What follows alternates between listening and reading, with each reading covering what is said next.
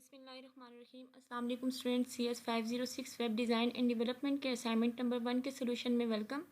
आज हम देखेंगे CS 506 का फर्स्ट असाइनमेंट का सोल्यूशन देखेंगे, जिसकी लास्ट डेट है 17 मई, जिसको आपने सबमिट 17 मई से पहले सबमिट करवाना है। अच्छा, कुछ इंस्ट्रक्शंस दी हुई है। इंस्ट्रक्शंस में यही लिखा हुआ है कि आपने असाइनमेंट को टाइम से पहले सबमिट करवा देना, यानी टाइमली आपने सबमिट करवा देनी है असाइनमेंट अपनी। आपकी फ़ाइल क्रैप नहीं होनी चाहिए, आपकी फ़ाइल कॉपी नहीं होनी चाहिए, वरना आपको मार्क्स नहीं मिलेंगे। ये कुछ इंस्ट्रक्शंस थी। उसके बाद आपके पास जो नेक्स्ट स्टेप है, आपके पास टॉपिक दिए हुए हैं। कौन से टॉपिक्स हैं? ये वो टॉपिक हैं जो आपके मिड टर्म के लिए भी इंपॉर्टेंट है। आपके लेक्चर नंबर 1 से लेकर लेक्चर नंबर 9 तक के जो टॉपिक है ना, उनमें ये टॉपिक बहुत इंपॉर्टेंट है। जो लेक्चर्स हैं उनमें ये टॉपिक इंपॉर्टेंट है। उनसे ये असाइनमेंट बनाएगी। उसमें है क्लासेस एंड ऑब्जेक्ट का कंसेप्ट है, डिफॉल्ट एंड पैरामीटराइज कंस्ट्रक्टर है, मेंबर फंक्शन है, main function, getter setter function, जो भी है ना, ये सारे मेथड, किस तरह से क्लासेस क्या होते हैं, ऑब्जेक्ट क्या होते हैं, कैसे इनको अप्लाई करना है, कैसे इन पर वर्क करना है, ये कंसेप्ट आपको आने चाहिए। तभी आप असाइनमेंट को खुद सॉल्व कर सकेंगे और आपको असाइनमेंट खुद सॉल्व करते हुए अच्छा भी लगेगा, और आपका मिड टर्म भी जो है वो भी हो जाएगा। अच्छा देखिए, नेक्स्ट हमारे पास जो बात बताई हुई है हमें असाइनमेंट में, वो ये है कि आपने इस असाइनमेंट का कोड जो है वो नोट पैड में आपने लिखना है। नोट पैड प्लस प्लस में आपको आपके लैपटॉप में ये मिल जाएगा। आपको किसी भी सॉफ्टवेयर की ज़रूरत नहीं है। ये असाइनमेंट आप खुद सॉल्व करेंगे, खुद ही आप इसको असाइनमेंट को सॉल्व करके कर सकते हैं। लेकिन सिर्फ और सिर्फ आपके जो पीसी है JDK उस इंस्टॉल होना चाहिए। JDK होप्सो के सबके पीसी में मौजूद होगा। अगर आपके पीसी में ये मौजूद है JDK, तो आप इसको जस्ट चेक करें। चेक कैसे करना है? उसको चेक करने का सिंपल मेथड वो ये है कि आप यहाँ पर कमांड प्रॉम्प्ट ओपन करें, और यहाँ ओपन करने के बाद आप के पास जब ये ओपन हो जाए तो यहाँ पर आप लिखें जावा के बाद आप हाइफन दें और वर्जन लिखें। वर्जन लिखने के बाद देखें, आप इसको इंटर करेंगे तो आपके पास ये लिखा हुआ आ गया कि आपके पास जावा का जो है ये वर्जन आपके पास मौजूद है। अगर ये आपके पास मौजूद है और इसका जो है वो पाथ जो है वो सेटिंग की हुई है, तो वेरी सिंपल, आपका काम जो है वो बहुत जल्दी और बहुत आसानी से आपके असाइनमेंट खुद ही बना लेंगे आप। ये चेक करें। अगर इंस्टॉल नहीं है तो उसका भी सोल्यूशन है। उसके लिए आप क्या करें, ये देखें, आपके पास यहाँ आपके पास लिंक दी हुई है, यहाँ से JDK इंस्टॉल करें, और इसके सिंपल स्टेप हैं आपने फॉलो करने हैं। JDK इंस्टॉल होने के बाद उसकी पाथ सेटिंग करनी है।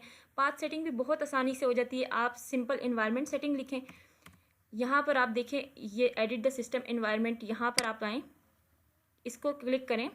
इसके क्लिक करने के बाद देखना आपके पास जैसा व्यू आएगा ना, उसको आपने 1-2 स्टेप फॉलो करने हैं, और वहाँ पर आपने अपने जो सिस्टम है उसका पाथ, सिस्टम नहीं सॉरी, आपने जो JDK इंस्टॉल किया हुआ है ना उसका पाथ और उसकी लोकेशन जो है वो फिक्स करें। यहाँ पर आपने इन्वायरमेंट वेरिएबल, इसको क्लिक करना है, और यहाँ पर न्यू पर आके आपने यहाँ पर पाथ जो है वो जहाँ पर आपने JDK इंस्टॉल किया हुआ है वहाँ से उसको पूरा जो है वो पाथ को कॉपी करें और यहाँ पर पेस्ट करके इसको सेट कर दें। बस इतना सा आपने काम करना है। ये काम करने के बाद आप अपनी असाइनमेंट खुद सॉल्व कर सकते हैं। JDK का होना ज़रूरी है, और जिनके पास JDK मौजूद है वो चेक कर सकते हैं कि मौजूद है या नहीं है उनके सिस्टम में।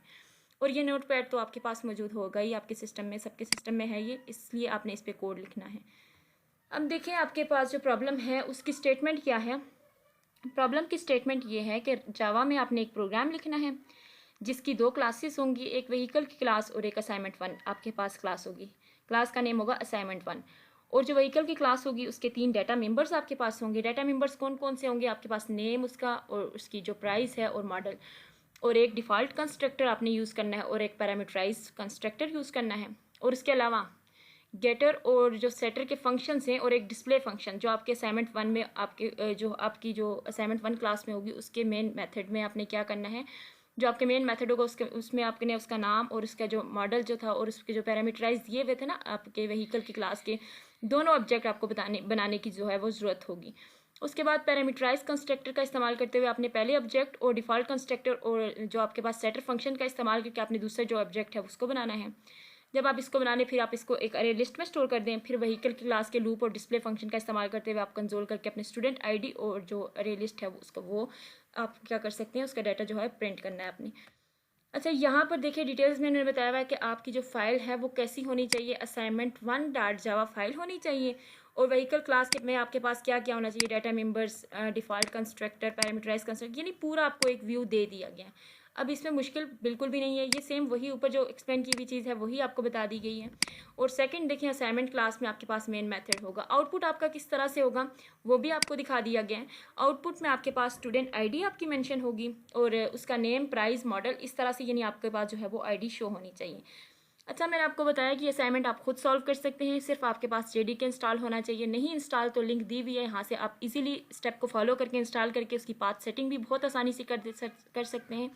वो करने के बाद आपने जो सेकंड वर्क करना है वो आपने नोट पैड को ओपन करना है। नोट पैड को ओपन करने के बाद आपने अब यहाँ पर अपना कोड लिखना है, जो कोड उन्होंने आपको कहा हुआ है। कोड कैसे कहा था उन्होंने, क्या बताया था कि आपने जावा में प्रोग्राम लिखना है, उसकी 2 क्लासेस आपके पास होंगी।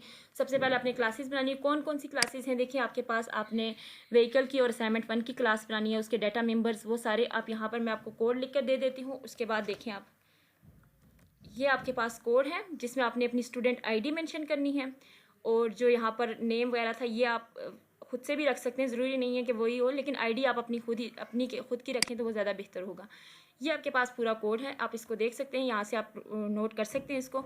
ये कोड लिखने के बाद आपने क्या करना है, कंप्लीट कोड लिखने के बाद आपने इस फाइल को सेव करना है। ठीक है, आपने नोट पैड पर देखें कोड लिखा अपना कंप्लीट, उसको फाइल को अब आपने सेव करना है। कोड हमने कैसे लिखा, सेम वही गेटर एंड सेटर का मेथड, जैसे जैसे उन्होंने काम बताया था ना वैसा हमने सारा काम किया, वही मेथड अप्लाई किए सारे। हमने क्लासेस अपनी ली, ठीक है, सारा काम हमने यहाँ पर इस कोड में लिख लिया। अब यहाँ पर अगर मैं कोड आपको दोबारा से आपके सामने लिखूँ तो वो पॉसिबल ही नहीं है कि आप उसको देख के सॉल्व करते हैं। ये आपके पास लिखा हुआ है तो आप इसको देख कर लिख सकते हैं। ठीक है, इससे ये है कि आपका भी टाइम सेव रहेगा और मेरा भी, और आपका कोड भी आपको मिल जाएगा। अगर मैं इसको नेटबिन पे करती तो वहाँ पे आपको कोड भी नज़र नहीं आएगा और आप काम को समझेंगे भी नहीं, कर भी नहीं सकेंगे। सो आपने अपनी फ़ाइल खुद बनानी है, इसलिए मैंने आपके लिए यहाँ कोड सामने रखा आपको। अब आप फाइल पे आएँ, यहाँ पर आप सेव एज़ करें, ठीक है, और इसको आपने अब फाइल को सेव करना है। फाइल को सेव कैसे करना है, आपकी फ़ाइल का नेम क्या बताया था, असाइनमेंट 1 आपने रखना है, तो आप लिख दें असाइनमेंट 1 आपकी फ़ाइल है। असाइनमेंट 1 आपकी फ़ाइल है और एक्सटेंशन साथ दे दें जावा की, ये जावा की एक्सटेंशन दी, और यहाँ से आप टाइप जो है वो ऑल फाइल्स कर दें। यहाँ से इसको आपने डेस्कटॉप के ऊपर सेव कर देना है। ये आपकी फ़ाइल जो है वो डेस्कटॉप के ऊपर सेव हो गई। अब नेक्स्ट स्टेप आपने क्या करना है, यहाँ से कमांड प्रॉम्प्ट ओपन करना है और इसको चेक करना है, सिर्फ इतना काम आपने करना है।